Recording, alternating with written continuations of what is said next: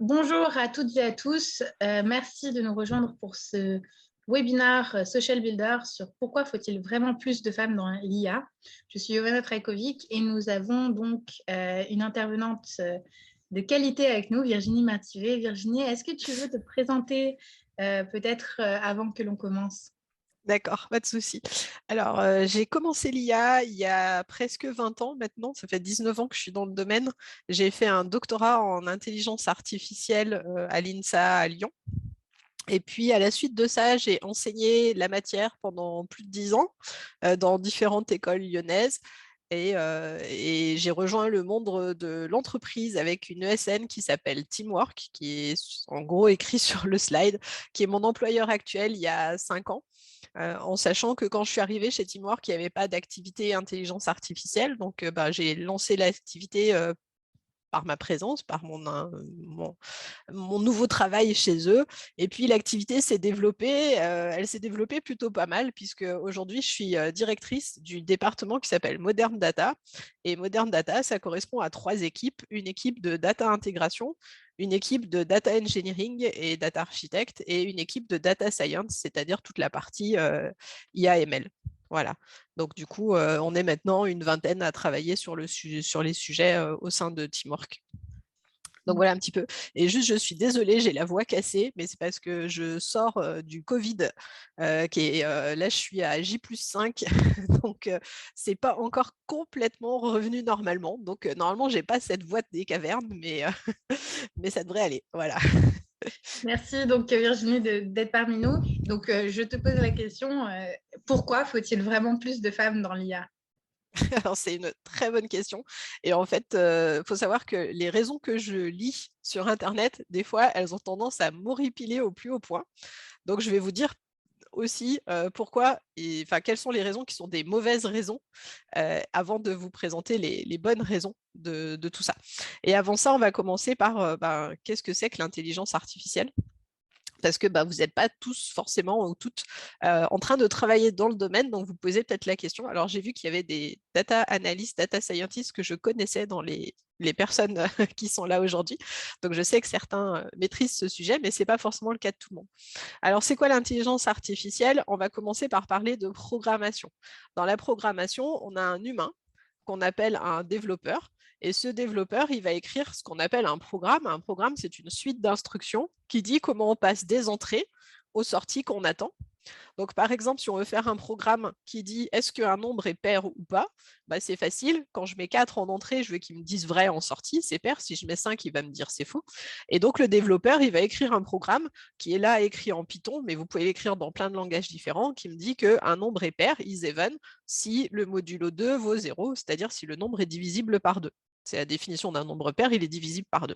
Donc ça, c'est très facile à faire. Bien évidemment, les développeurs, ils savent faire des programmes qui sont beaucoup plus complexes que ça, heureusement d'ailleurs, comme par exemple Zoom, qui a été développé par des développeurs qui ont fait tout le code de qu'est-ce qui se passe si la personne, elle mute son micro, alors j'arrête son flux audio. Si elle enlève sa caméra, j'ai plus le flux vidéo. Sinon, je dois l'afficher, je gère les vignettes, je gère les slides, enfin tout ça.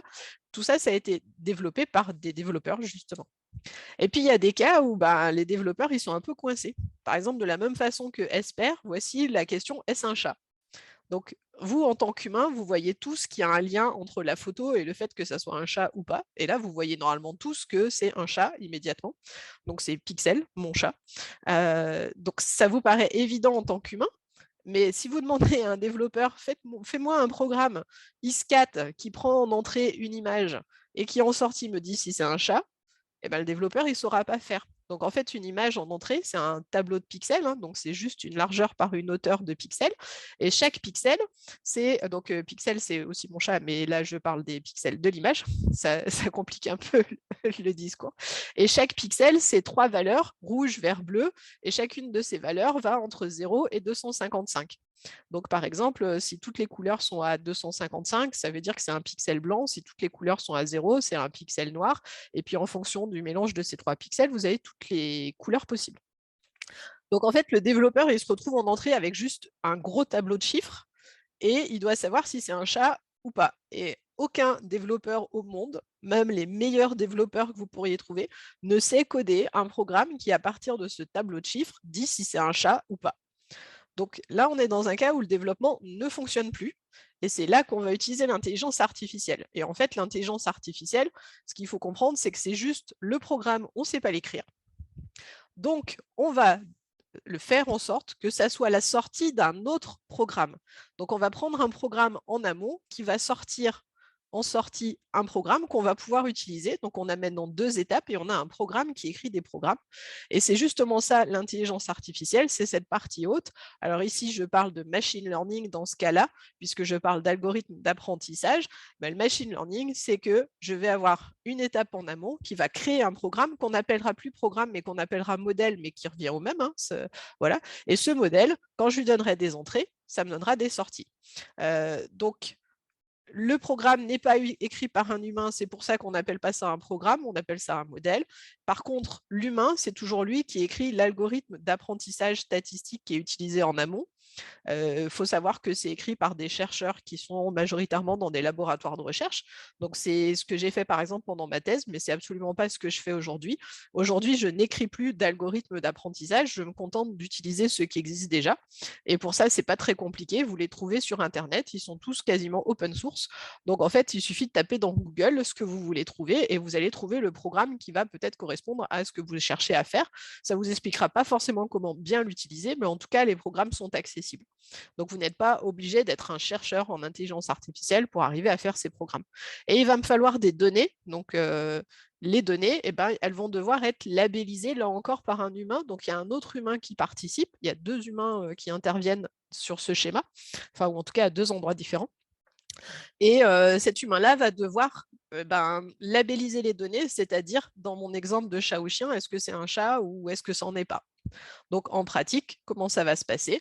Je vais donner des images de chiens, je vais faire des images de chats. Alors là, c'est des images qui sont issues d'un dataset qui existe, que vous pouvez trouver facilement sur Internet, qui s'appelle Dogs vs Cat.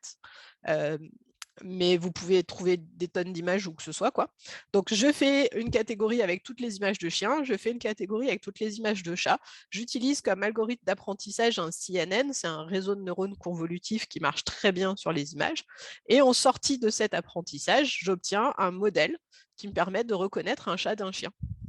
Et ensuite, la deuxième étape, c'est l'inférence. À chaque fois que je vais utiliser ce modèle, donc là, ce coup-ci, il n'y a plus d'apprentissage dans l'inférence, c'est juste l'utilisation.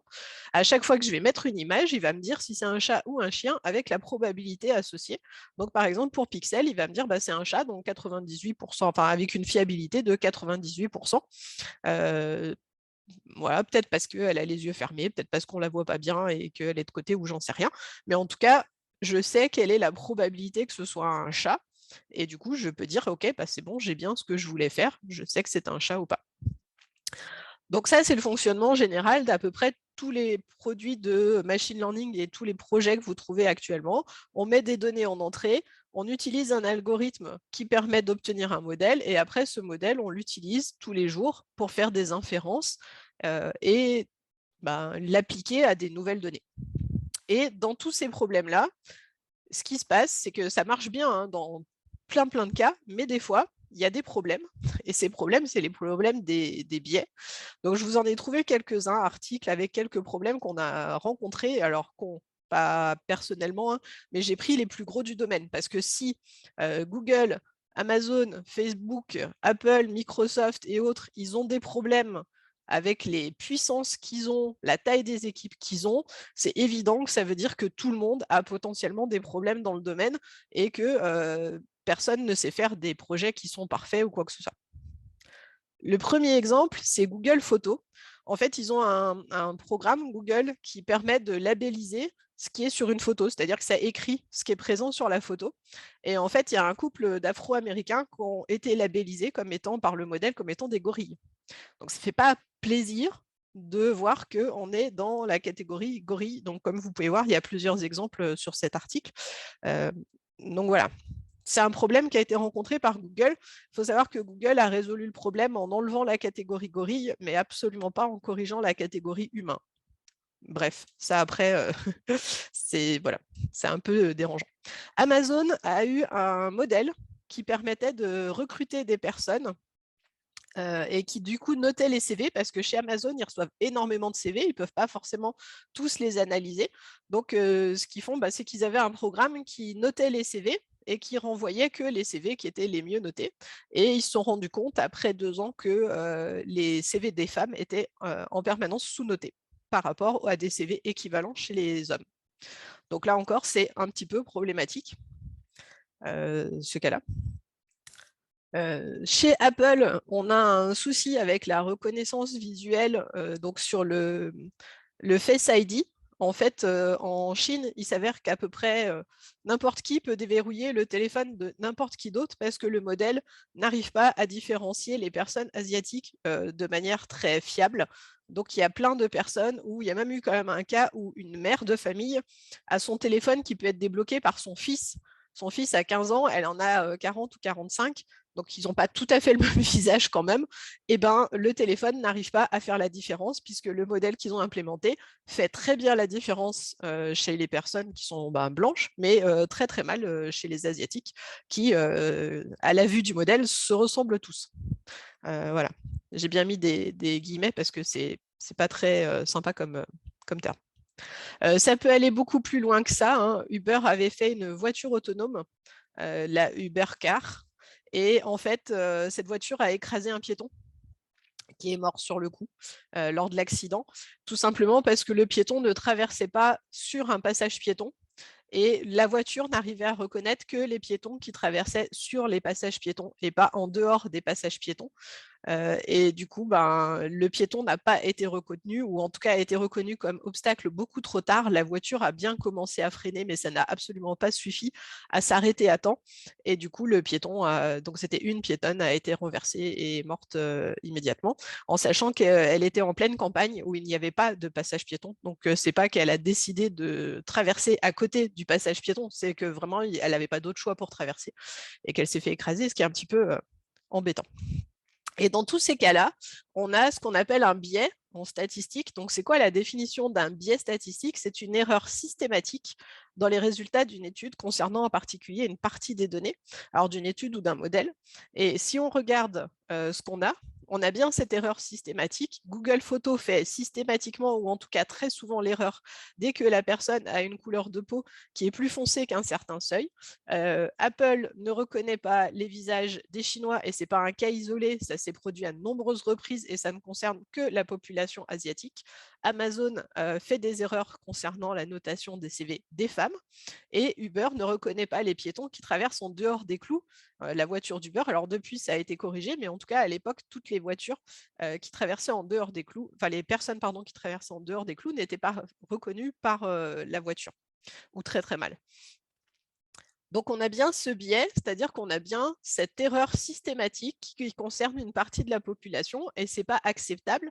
Ce n'est pas acceptable parce que c'est discriminant pour cette partie de la population qui ne peut pas donc du coup utiliser le modèle en question. Et dans le cas de la voiture, c'est en plus super dangereux. Donc, moi, je travaille sur Lyon.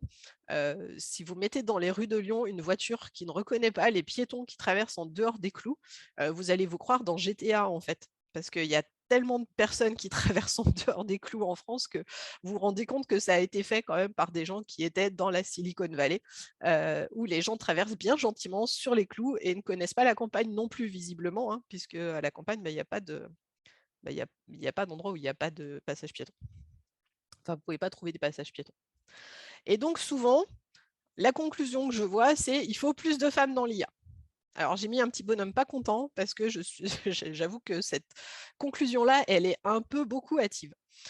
Donc, par exemple, voilà ce que vous retrouvez sur certains articles, que le machine learning reproduit les biais de ses développeurs. Sous-entendu, le modèle d'Amazon RH est misogyne parce que ceux qui l'ont développé sont des brutes misogynes. Si les femmes ne participent pas en amont, la technologie ne sera pas représentative de la société.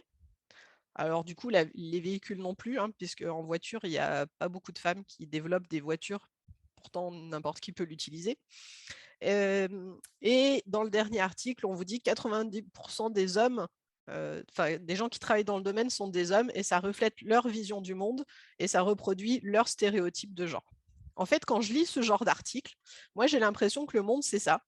D'un côté, on a les hommes qui sont des grosses brutes épaisses qui ne sont pas sorties de l'âge des cavernes. Et de l'autre, on a les femmes qui sont des petites fées qui vont tout résoudre par magie avec leur baguette magique. Non, les hommes ne font pas exprès de faire des modèles misogynes et les femmes ne feraient pas des super modèles. Et de même, si 90% des gens qui travaillaient dans l'IA étaient des femmes, ça ne résoudrait pas les problèmes de biais qu'il y a derrière, en fait. Et ce n'est pas celui qui crée le modèle qui va intégrer des biais ou qui va en rajouter ou quoi que ce soit. Il faut savoir que le code informatique qui fonctionne, comme je vous ai dit, c'est des algorithmes statistiques. Les algorithmes statistiques sont très froids. Ils ne prennent pas en compte les émotions ou nos pensées. Ce n'est que du code. Voilà, le code n'est pas influencé, le code de l'algorithme d'apprentissage n'est pas influencé par la personne qui est derrière et qui a tapé la ligne. Donc non, ce n'est pas celui qui crée le modèle, le data scientist qui fait le modèle. Il n'inclut pas ses biais à lui et il n'inclut pas le fait qu'il soit misogyne, raciste, homophobe et j'en passe. Non. Là d'où vient l'erreur, c'est du dataset qui a été utilisé. C'est-à-dire que le dataset qui a été utilisé n'était pas complet, ne représentait pas l'intégralité de la diversité sur Terre. Et du coup, comme il ne représentait pas l'intégralité de la diversité, le modèle ne peut pas comprendre et représenter l'intégralité de la diversité. Le modèle ne fait que reproduire la diversité qu'il a vue dans le dataset qu'on lui a fourni. Dans le cas de la voiture Uber, c'est très clair, étant donné que dans le dataset, tous les piétons étaient sur des passages piétons, le modèle ne peut pas deviner qu'il y a aussi des piétons en dehors des passages piétons. Par contre, en rajoutant des images de piétons en dehors des passages piétons, le modèle apprend que les piétons sont ou pas sur un passage piéton et peut apprendre à les différencier dans les deux cas. Pour Google Photos, c'est qu'il n'y avait pas assez de personnes dont la peau était foncée dans le dataset. Ils n'avaient que des peaux qui étaient plutôt claires. C'est pour ça que ça ne marchait pas sur les peaux foncées, parce que le modèle n'a pas vu ce que c'était qu'une femme afro-américaine avant le test. Enfin, il en a peut-être vu quand même quelques-unes, mais pas assez pour bien différencier des autres catégories. Pareil pour Amazon RH, il n'y avait pas assez de femmes dans les CV qui avaient été fournis au système pour apprendre comment on reconnaissait un bon CV d'un mauvais CV. Donc voilà. Donc tous ces problèmes-là, ils ne viennent pas de la création du modèle, ils sont encore une phase en amont, ils sont du dataset. Et comme je vous ai dit, il y a deux personnes qui travaillent sur ces modèles. Il y a le data scientist qui crée le modèle, mais il y a aussi les personnes qui travaillent sur le dataset. Et c'est de là que vient le biais, c'est de ces datasets qui ne sont pas complets.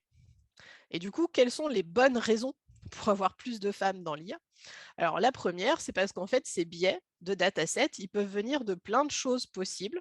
Donc ça, c'est l'Institut Montaigne qui a fait toute une analyse sur les biais. Donc c'est une page web que vous pourrez retrouver, qui est Algorithme contrôle des biais, s'il vous plaît, de l'Institut Montaigne, et qui explique qu'en fait, les biais peuvent arriver à tout moment dans les projets, et en particulier sur la création des datasets, il y a plein de causes potentielles de création de biais. Et pour ça, vous allez avoir le droit de remettre, du coup, de discuter dans le chat. Je vais vous poser une question et je vais attendre votre réponse. C'est que je vais créer un dataset pour reconnaître des carottes.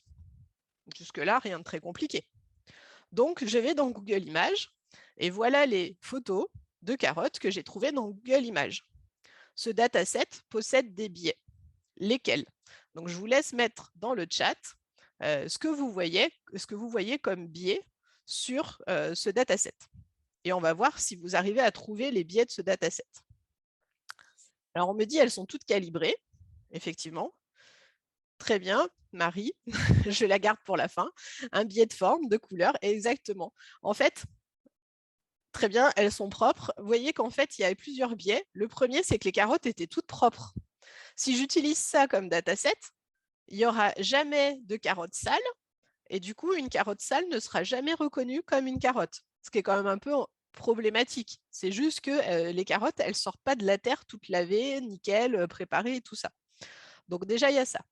Ensuite, les couleurs, la forme des carottes ne sont pas parfaites. Là, vous avez que des carottes qui sont parfaitement oranges, mais bon, déjà, elles peuvent être un peu plus ou moins grises en fonction de leur taux de saleté, et puis elles ne sont pas toutes à la même taille, avec exactement toute la même forme. Alors là, la troisième image est très marquante pour ça, où on a des superbes carottes toutes pareilles, alors qu'en fait, les carottes, elles arrivent, enfin surtout si vous en faites un peu chez vous, vous savez que les carottes, il y en a dans toutes les formes, dans toutes les tailles, et pas forcément que les très jolies comme on voit ici. Et surtout, il y a des carottes de toutes les couleurs. Et ça, la plupart des personnes n'y pensent pas parce que pour elles, c'est pas évident qu'il y ait des carottes blanches, qu'il y ait des carottes rouges, qu'il y ait des carottes violettes. Et ça existe, ce sont des carottes. Donc il y a plein de variétés de carottes qui existent. Bien évidemment, si vous n'êtes pas très carotte comme légume et si en plus vous habitez en ville, il y a peu de chances que vous connaissiez bien ces carottes-là. Après, si vous adorez les légumes anciens, forcément, vous en connaissez peut-être plus ou pas. Et en fait, c'est là où je voulais en arriver, c'est pas parce que vous êtes femme que vous allez être meilleure à la création d'un dataset de carottes. Mais par contre, plus on est divers dans les équipes et plus on va penser à des choses. Donc plus de diversité au sens très large, c'est moins de biais dans les algorithmes. Et c'est pas qu'une diversité de genre. C'est pas le fait que les femmes, elles sont meilleures que les hommes. Non. C'est juste que plus il y aura des gens qui auront une connaissance différente du monde, chacun ayant ses propres biais, plus il y a de chances qu'on ait des datasets qui soient complets et qui couvrent tous les cas et qui les couvrent bien. Parce qu'une personne, elle va penser à quelque chose auquel les autres n'ont pas encore pensé. Par exemple, dans le cas de Uber, il y a peut-être quelqu'un qui aurait pu dire dans l'équipe, s'ils n'habitaient pas tous en ville en marchant gentiment sur les passages piétons, pourquoi tous les piétons sont sur les passages piétons? Ou alors, pourquoi il n'y a pas de personnes en fauteuil sur les passages piétons? Parce qu'il faudrait quand même peut-être pas écraser les personnes en fauteuil parce qu'elles ne sont pas debout. Est-ce qu'il y a des enfants? Est-ce qu'il y a des personnes âgées? Est-ce qu'il y a des personnes avec des déambulateurs, avec des valises, avec un chien, avec un chat, tout ça? Plein de cas potentiels qu'il faudrait imaginer. Et en fait, c'est juste en étant très, très diversifié dans les équipes qu'on va pouvoir penser à tous ces biais potentiels qu'on a parce qu'on ne sait pas tout du monde. Voilà. Donc là, c'est la première raison pour laquelle il faut plus de femmes, mais globalement plus de diversité dans l'IA, c'est pour nous aider à faire des meilleurs modèles. L'analyse du dataset, pour répondre en même temps à une question de Dalila, l'analyse du dataset, elle est faite par plusieurs personnes dans l'équipe. C'est le rôle à la fois du data analyst et du data scientist de s'intéresser à ces sujets, mais potentiellement à d'autres personnes dans les équipes. Ce n'est pas forcément limité à une personne. Et toutes ces personnes doivent se poser ensemble autour d'une table et se dire, est-ce qu'on a bien balayé tous les cas potentiels, oui ou non?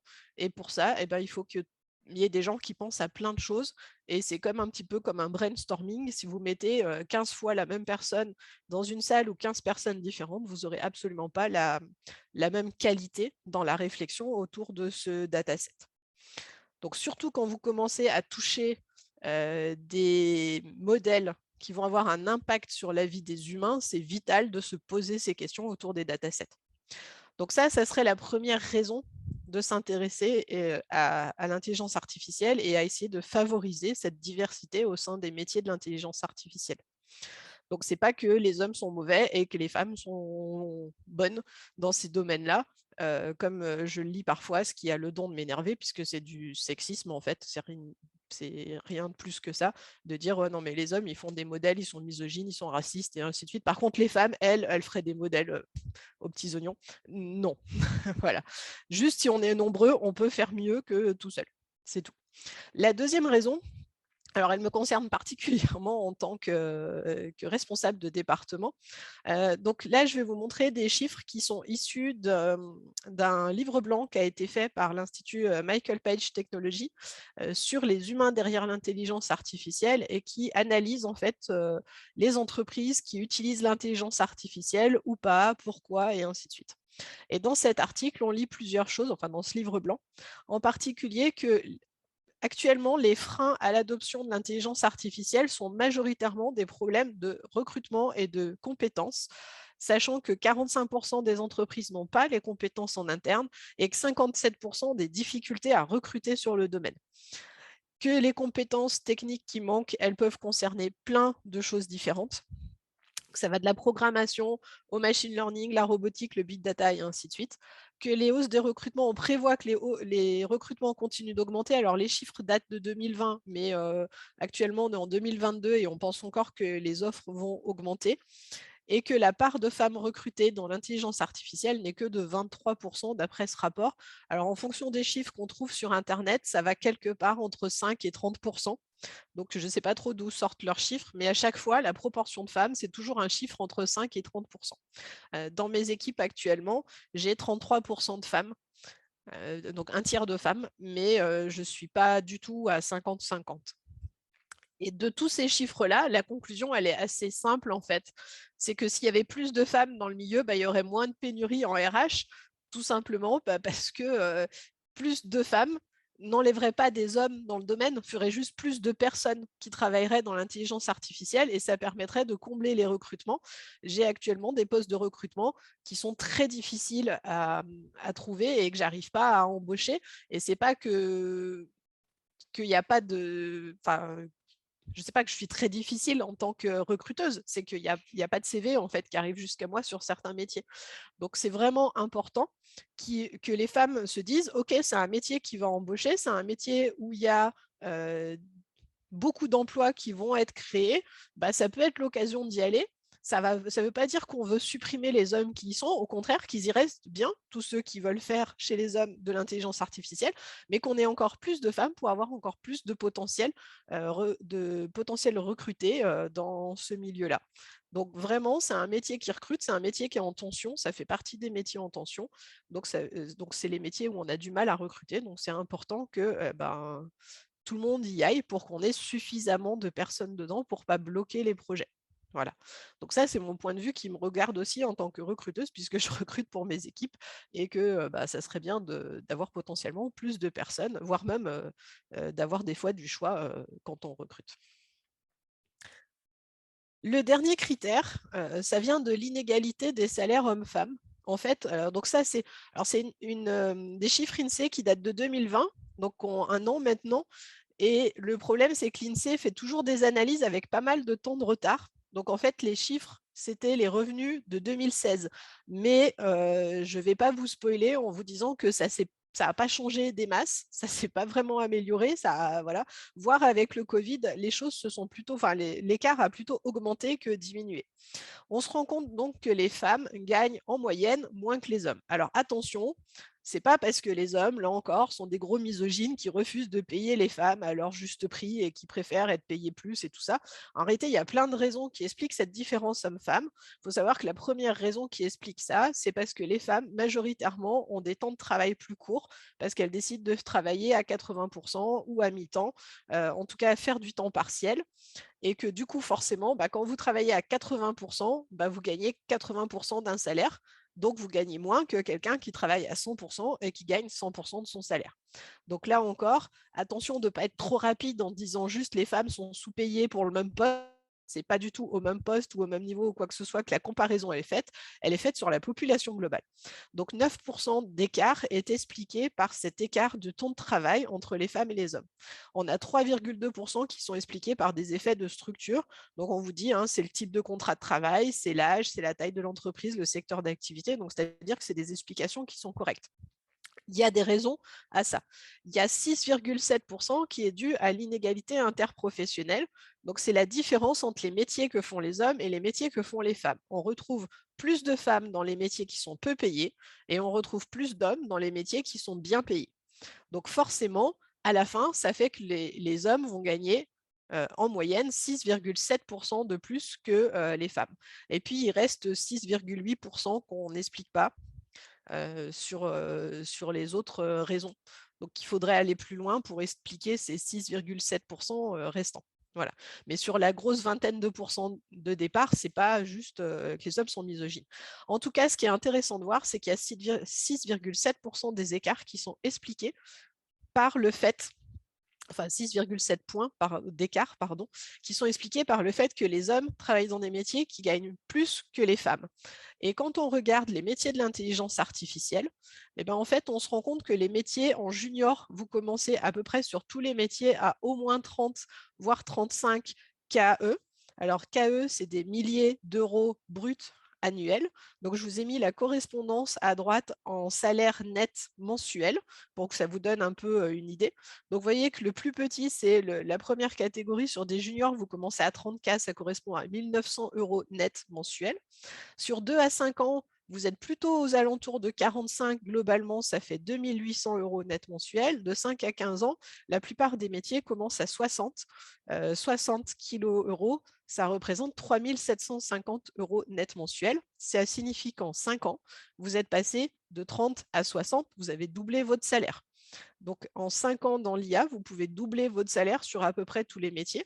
Et quand on compare au SMIC, c'est largement au-dessus du SMIC parce qu'en entrée, vous êtes déjà à 1,5 fois le SMIC, puisque le SMIC, au 1er janvier, il a été remonté à 1 269 euros net mensuel.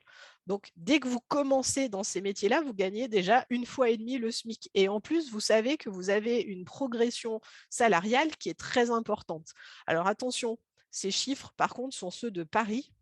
On sait que les salaires parisiens sont supérieurs aux salaires du reste de la France et en fonction d'où vous êtes en France, entre 15 et 25% plus haut que le reste de la France. Donc, si vous habitez en pleine campagne dans le centre de la France, ça ne vous empêche pas de vouloir faire de l'IA, pas du tout, mais vous n'aurez pas tout à fait la même grille salariale. Il faut imaginer que vous serez un peu dessous. Mais en tout cas, tous ces métiers-là, c'est des métiers qui rapportent beaucoup. Donc, plus de femmes dans l'IA, ça veut dire moins d'écart de salaire entre les hommes et les femmes. Alors, ça ne va pas changer les 6,7% vu la taille de la population française, mais ça permet déjà de rééquilibrer un petit peu. Et puis, ça permet à l'échelle de chacune de se dire qu'au moins, elle aura un salaire qui sera peut-être comparable au salaire de la personne avec qui elle sera ou avec les personnes autour d'elle ou ce genre de choses. En tout cas, c'est un moyen d'avoir assez facilement et assez rapidement de bons salaires. Donc voilà. Donc grosso modo, pourquoi il faut plus de femmes dans l'IA? Donc déjà, c'est pas parce que les hommes font des modèles tout pourris et que les femmes, elles seraient vachement meilleures, hein, qu'on soit bien d'accord. Par contre, plus de diversité dans tous les domaines pour que les modèles soient moins biaisés. Ensuite, plus de recrutement et en tout cas plus de facilité à recruter parce qu'il y aurait plus de personnes sur le marché de l'intelligence artificielle. Et enfin, il y aurait moins d'écart entre les hommes et les femmes au niveau des salaires si les femmes se lançaient dans ces métiers qui sont très accessibles potentiellement, où les salaires sont bons, voire très bons, voire très très bons, parce que quand on gagne 3 750 euros net mensuels, on est quand même à l'abri de pas mal de problèmes, on va dire. Voilà. On n'a pas besoin de galérer pour savoir si on va réussir à acheter à manger à la fin du mois. Normalement, il y a plein de choses comme ça qui sont résolues quand on gagne ce genre de salaire.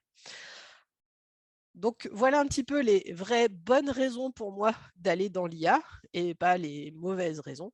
Et du coup, en conclusion, je dirais venez nous rejoindre dans les métiers de l'intelligence artificielle. Alors juste pour que vous donniez quelques idées, les métiers de l'intelligence artificielle et les métiers dans la data en général, il y en a une dizaine, une grosse dizaine. Donc là, vous voyez à peu près tous les métiers de la data. Donc des métiers dans la data, il y en a plein, avec toutes les passerelles entre ces métiers. Donc soit vous partez d'en bas et puis vous grimpez en suivant les flèches qui représentent de la prise d'expérience en entreprise, soit vous faites une formation et vous arrivez directement sur le métier où vous voulez aller. Donc par exemple, sur le métier de l'IA, le data analyst qui est le plus accessible, il est dans la case des formations courtes, c'est-à-dire que vous trouvez, à partir du moment où vous avez fait n'importe quoi d'autre avant, même si vous n'avez pas le bac, vous pouvez trouver des formations de 4 mois de formation intensive suivies de 4 mois de stage ou 6 mois, ça dépend. Mais à partir de 4 mois et 4 mois, c'est-à-dire à partir d'une formation de 8 mois, vous pouvez arriver à entrer en tant que data analyst, donc qui est dans les formations courtes. Et puis ensuite, data scientist, soit vous êtes un data analyst et après, vous prenez de l'expérience en entreprise et vous allez évoluer naturellement vers un poste de data scientist au bout de quelques années. Soit vous pouvez directement arriver data scientist avec ce coup-ci une formation longue qui va du bac+3 au bac+5, ça dépend des écoles. Mais là encore, c'est possible en reconversion. Il y a des écoles qui vous proposent des bac+5 de data scientist à condition que vous ayez un bac+4 dans un métier scientifique avant. Voilà. Donc, il y a des portes qui sont ouvertes, il y a des passerelles, il y a moyen de naviguer dans plein de métiers, dans la data et dans l'intelligence artificielle, et d'arriver sur ces métiers-là qui sont potentiellement intéressants. Et souvent, on me pose la question de quelle formation on peut suivre pour faire ces métiers-là. Et en fait, des formations, il y en a tellement que j'arrive pas à les citer. Donc, je vous ai mis un slide avec juste certains organismes de formation qui proposent des formations data analyst ou data scientist, mais ce n'est pas les seuls. Je suis désolée pour tous ceux que j'ai oubliés sur ce slide, mais en tout cas, voilà, vous pouvez aller voir ces sites-là de ces différentes entreprises, enfin de ces différents centres de formation, ce ne sont pas des entreprises, des écoles. Donc l'IA School est à Paris, à Lyon et en distanciel. M2I, il y en a plusieurs centres un peu partout. Jedi sont aussi sur Paris-Lyon. La White Coal School est assez développée, Simplon aussi. Donc la White Coal School et Simplon sont vraiment dédiés à des personnes en reconversion. Vous avez les formations Open Classroom qui se font en distanciel sur le site Open Classroom. Data Scientist qui est surtout reconnu sur Paris. Vous avez le CNAM, il y en a un peu partout. Enfin bref, vous avez plein de formations potentielles pour arriver dans ces métiers-là en fait, de l'intelligence artificielle. Donc, si vous le souhaitez, ben, allez-y, lancez-vous et venez nous rejoindre. Voilà. Sur ce, je vais voir si vous avez des questions. Alors, j'ai vu qu'il y a eu des messages dans le chat que je n'ai pas eu le temps de lire. Donc voilà. Attention, par contre, sur les formations, ce qui est important, ce qui est vraiment important, c'est qu'il y ait une partie en entreprise. Que ce soit un stage ou que ce soit de l'alternance, si vous faites une formation où il n'y a pas de lien avec l'entreprise et que c'est juste une formation théorique, mais vous n'avez pas de stage ou pas d'alternance, mon expérience me montre que ces personnes-là ont beaucoup de mal à trouver après un poste parce qu'il est très difficile de rentrer directement sur un emploi dans ces métiers-là quand vous n'avez pas eu d'expérience en amont. Donc vraiment, choisissez une formation qui a un stage et faites le stage, et ou choisissez une formation qui est encore mieux en alternance, sachant qu'en plus, quand vous êtes en alternance, vous êtes payé et votre formation, elle est payée par l'entreprise. Donc, c'est double bénéfice parce que vous n'avez pas à payer la formation. Et en plus, vous recevez un salaire qui est un pourcentage du SMIC qui dépend de votre âge. Il y a des grilles nationales qui permettent de savoir en fonction du type de contrat et de votre âge combien vous allez gagner. Mais en tout cas, ça vous permet comme ça de vous lancer en alternance en étant déjà un pied dans l'entreprise. Et pour la question de Mira sur la limite d'âge de l'alternance, il n'y a pas de limite d'âge. Vous pouvez avoir n'importe quel âge pour faire de l'alternance. Par contre, il y a des types de contrats qui ne sont pas accessibles parce que le contrat d'alternance en tant que tel s'arrête à 28 ans. Et après, il s'agit d'un contrat de professionnalisation. Mais le contrat de professionnalisation, il n'y a pas de limite d'âge. Donc, vous pouvez avoir des personnes voilà, qui se reconvertissent, quel que soit l'âge, en alternance, il n'y a pas de souci. Actuellement, dans mes équipes, j'ai une personne en alternance qui a plus de 35 ans et qui est en reconversion, qui vient du milieu de la musique. Donc, rien à voir. Reconversion, alternance et plus de 35 ans, c'est possible, ça va bien ensemble. Voilà.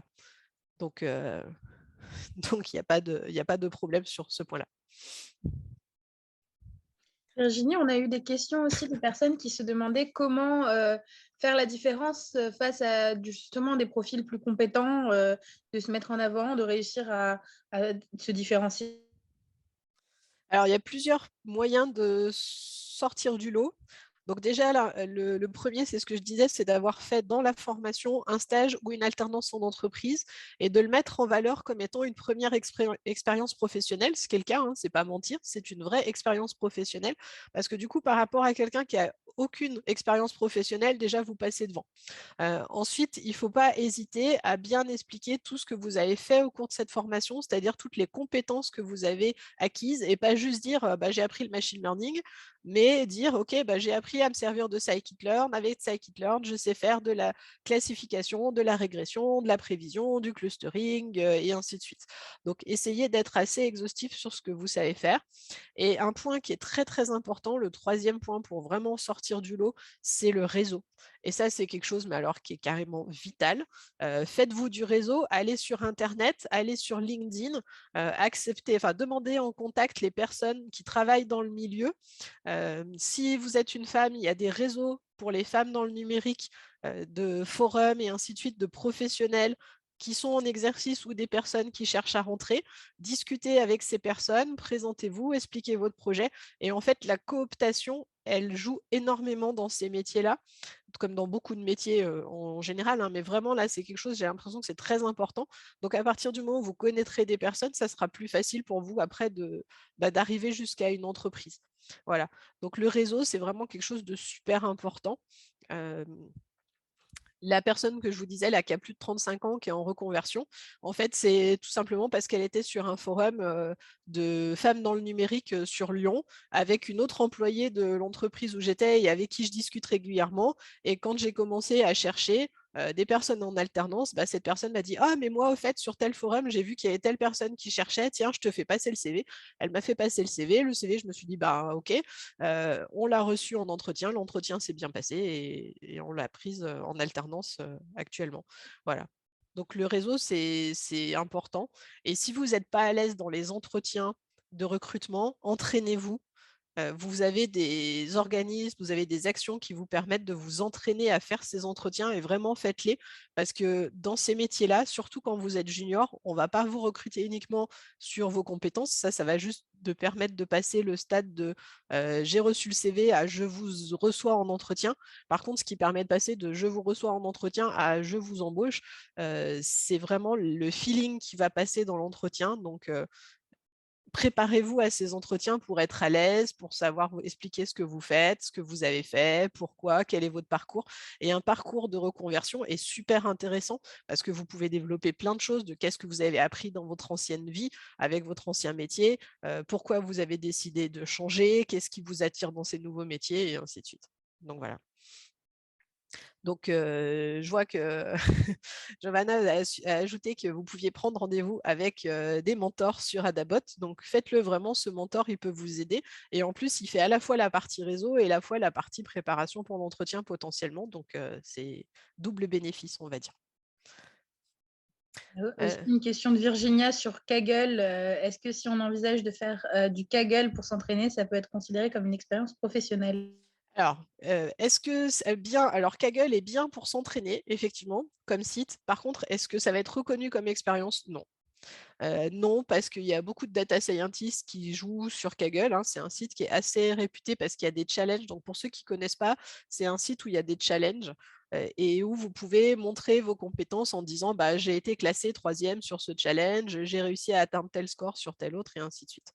En pratique, ce n'est pas reconnu par les entreprises comme de l'expérience professionnelle, sauf si vous gagnez un concours avec une entreprise quand il y a des challenges avec, je ne sais pas, par exemple, il y a des challenges où il y a de l'argent à la clé, où il y a le premier lot, c'est 50 000 dollars ou ce genre de truc. Si vous arrivez à gagner ce genre de truc, oui, là, ça comptera comme une expérience professionnelle. Par contre, sinon, dans les autres cas, donc à part à moins d'être ce qu'ils appellent un Kaggle Grandmaster, c'est-à-dire ceux qui a gagné beaucoup de challenges ou qui a souvent été classé dans les meilleurs des challenges, ça n'apportera pas et ça ne sera pas reconnu comme une expérience professionnelle. Voilà. On a une autre question. Est-ce que les métiers de l'IA permettent le télétravail? Bah, tout à fait. Là, je suis chez moi actuellement. Donc, il faut savoir que les entreprises enfin, les ESN en général, et en particulier celles qui font de l'IA, il y a de plus en plus de télétravail. Alors, il y a bien évidemment le télétravail obligatoire en période de Covid. Actuellement, je suis en télétravail obligatoire parce que je suis Covid positive, donc je n'ai pas le droit d'aller contaminer tous mes collègues. Ils n'ont pas trop envie que je leur refile le Covid. Mais sinon, je suis en télétravail la moitié du temps. Chez Teamwork, la règle, c'est qu'il y a entre 40 et 60% de télétravail pour tout le monde, tout le temps. Et quand il y a des contraintes supplémentaires, comme actuellement, parce qu'on est en vague épidémique ou ce genre de choses, bah forcément, on suit les directives étatiques. On n'a pas le choix, on fait ce qu'on nous demande, mais le reste du temps, il y a de toute façon toujours au moins 50% de télétravail. Après, il y a beaucoup d'entreprises où vous aurez du télétravail, ça ne sera pas forcément du 100%, mais ça peut monter jusqu'à très très haut. C'est important quand même de temps en temps de voir les personnes avec qui on travaille, je trouve, pour créer des liens, pour faire au moins des team building ou des choses comme ça. Donc le full télétravail, c'est plus compliqué, mais il y a beaucoup de télétravail potentiel et possible là-dedans. Et puis en plus, vous avez des horaires qui, la plupart du temps, sont libres. Donc il n'y a pas eu de question là, mais c'est une question qu'on me pose. Par exemple, des mères de famille qui me disent oui, mais du coup, je dois aussi m'occuper de mes enfants, comment je peux gérer tout ça? Sachez que ces postes-là sont majoritairement des postes de cadre. Et quand vous êtes cadre, vous êtes payé à la journée de travail, mais vous n'avez pas forcément des horaires très stricts à respecter. Donc, à partir du moment où vous faites votre travail, ben voilà, ce matin, je suis allée poser ma fille à l'école. à 8h30 et j'ai commencé ma journée de travail après. Et puis, il y a des fois, je dois aller récupérer ma fille le soir à l'école, je vais la chercher et puis je m'arrange dans ma journée et j'organise ma journée en fonction. Donc, même si vous avez des contraintes comme ça avec des enfants, c'est pas forcément quelque chose qui est rédhibitoire sur ces métiers-là, en fait. On a une question plus sur ton entreprise Teamwork. Combien de personnes comprend Teamwork aujourd'hui? Alors, aujourd'hui, on est 950 dans le monde entier. Sur les 950 dans le monde entier, on est 350 à Lyon. Donc, en fait, c'est le plus gros pôle de l'entreprise parce qu'on a des bureaux en Amérique du Nord, donc États-Unis, Canada. On a des bureaux en Asie, donc Vietnam, Chine, Inde et Singapour. Et puis, on a des bureaux en Europe. Il faut savoir que le siège est à Genève. Donc, on a un bureau à Genève qui a environ 150 personnes. On a un bureau à Paris où il y a une centaine de personnes. On a un gros bureau à Lyon où on est 350. Donc, on est le pôle principal de l'entreprise. Mais on a aussi d'autres agences en France. On recrute sur Toulouse, sur Aix-Marseille, par exemple. Excusez-moi, le reste du Covid. Sur Nantes, sur Lille. On a plusieurs agences en Suisse. Et on a une agence en Allemagne et on a une agence en Slovaquie, même en Europe. Voilà. Donc, on est potentiellement dans différents endroits. Donc, pour revenir à la question, on est 950, dont 350 sur le. Voilà. Mais on ne fait pas tous de l'IA et de la data. On fait un peu tous les métiers de l'informatique.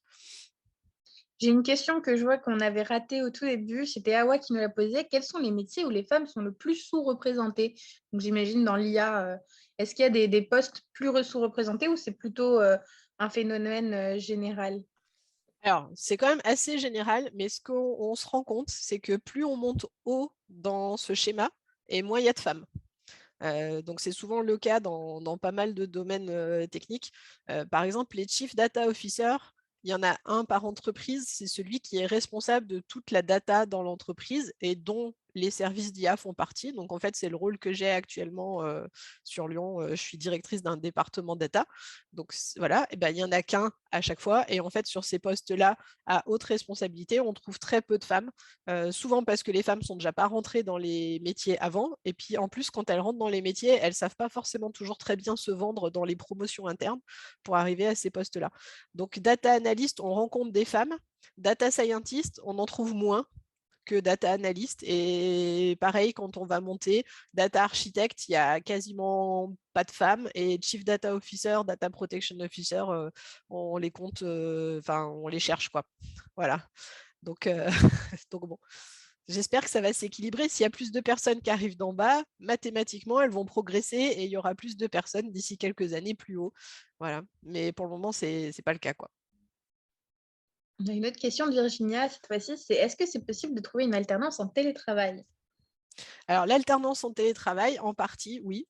À 100%, c'est compliqué d'apprendre tout en télétravail, je trouve. Et c'est bien d'avoir des collègues avec qui on peut discuter quand on a des problèmes, sans avoir à les déranger avec une réunion Teams, mais juste à la machine à café ou pendant le temps de midi ou ce genre de choses.